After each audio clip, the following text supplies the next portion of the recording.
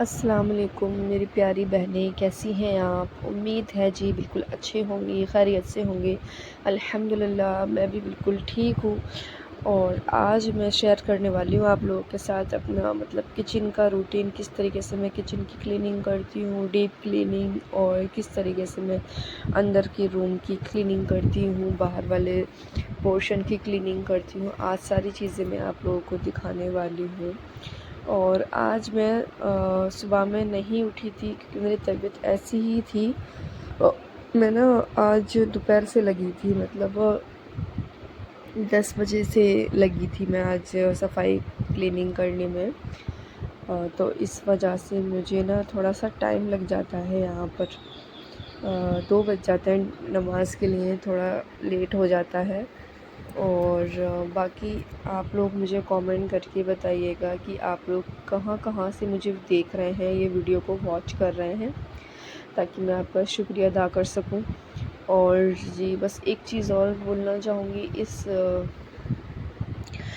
کہ بیٹیوں کا کوئی گھر نہیں ہوتا، بیٹی کا کوئی گھر نہیں ہوتا۔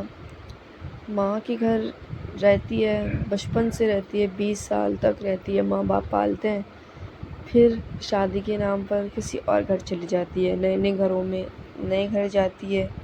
وہاں اس کو شروعات میں اتنی زیادہ دقت ہوتی ہے، ہر چیز بدل چکی ہوتی ہے، زندگی کیسے بدل جاتی ہے، منٹوں میں زندگی بدل جاتی ہے۔ اور اس لڑکی کو سمجھ نہیں آ رہا ہوتا ہے کہ میرے ساتھ ہو کیا ہے۔ جب وہ پانی کا ایک گلاس نہیں اٹھاتی ہے، وہاں اس گھر کی پوری ذمہ داری اٹھاتی ہے۔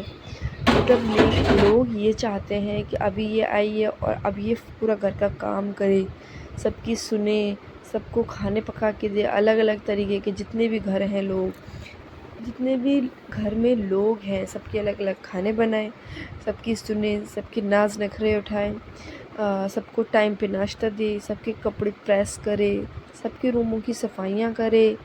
اکیلی وہ ایک لڑکی، جہاں وہ اپنے گھر میں ایک چائے کا کپ نہیں بنا رہی ہوتی ہے، وہاں وہ کچن میں کھڑے کھڑے پورا دن نکال دیتی ہے۔ 12 کیسے بج جاتے ہیں رات کے پتہ ہی نہیں چلتا ہے۔ صبح 5 بجے اٹھنے اور رات کے 12 بجنا اس لڑکی کو ڈپریسڈ ہونے میں مدد کرتا ہے۔ وہ یہ سوچتی رہتی ہے میرے ساتھ ہو کیا رہا ہے، کس بات کی مجھے سزائیں مل رہی ہیں۔ وہیں کچھ لوگ یہ کہہ رہے ہوتے ہیں، ارے یہ تو ہم نے کر لیا ہے، تم اس میں کیا نیا کر رہی ہو؟ ہم نے ایسا بہت کام کیا ہے، ہمارے تو چھوٹے چھوٹے بچے ہوا کرتے تھے، ہم تو گایا بھینسوں کا بھی کام کرتے تھے، ہمارے کھیت بھی ہوا کرتے تھے، تم کون سا نیا کام کر رہی ہو؟ تم تو کچھ بھی نہیں کر رہی ہو، تمہیں تو صرف گھر کا ہی کام کرنا پڑ رہا ہے۔ ہماری ساس تو اتنا زیادہ زیادتیاں کرتی تھی کہ صبح ہمیں 4 بجے اٹھا دیتی تھی، ہم چکی پیستے تھے، آٹا پیستے تھے، اور پھر کھیتوں میں جاتے تھے، گوبر وغیرہ اٹھاتے تھے، کھیتوں کی صفائی، بھینسوں کو نہلانا، پانی پلانا، کھانا کھلانا، چارہ کاٹنا، یہ کہتے ہیں، اور اس لڑکی کو اور زیادہ ڈی موٹیویٹ کرنے لگ جاتے ہیں۔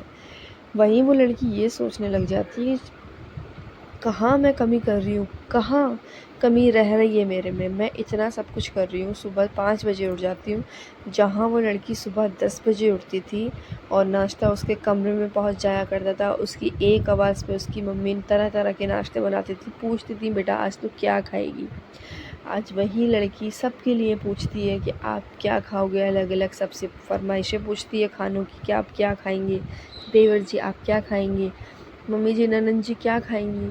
اور نہیں پوچھے تو اس کو جتایا جاتا ہے کہ ارے تم کیسی بہو ہو، تمہیں کسی کے پسند کا خیال نہیں ہے، تم کیسی بیوی ہو، تم اپنے شوہر کا خیال نہیں ہے، وہ بھوکا چلا گیا ہے، تم کیسی بیوی ہو، تمہیں شرم آنی چاہیے، تمہارے ماں باپ نے کچھ سکھایا نہیں ہے کہ شوہر کا دھیان کیسے رکھتے ہیں، ساس سسروں کا دھیان کیسے رکھتے ہیں، اور ہم تو تمہیں اپنی بیٹی بنا کر لائے ہیں، تو تم بھی ہم نے اپنے ماں باپ سمجھو۔ بیٹی بنانے والے اس طرح کا ظلم نہیں کرتے۔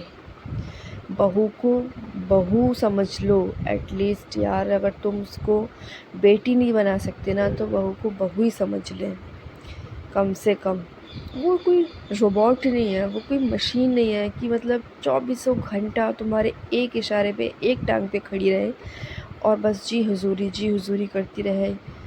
بس پلیز آپ لوگوں سے یہ کہہ دیں، میں یہ کہنا چاہ رہی ہوں کہ ہمارا جو معاشرہ ہے نا، بہوؤں کی طرف سے بہت زیادہ مطلب وہ ہے کہ اپنی بیٹی اگر دوسرے کے گھر جا رہی ہے تو ہم اس کے لیے ساری چیزیں دیکھ رہے ہیں. اپنے جگر کا ٹکڑا، مطلب جگر کا ٹکڑا ہے، دوسرے کا بھی کوئی آیا ہے آپ کے یہاں پہ تو مطلب وہ کچھ نہیں ہے آپ کی نظروں میں.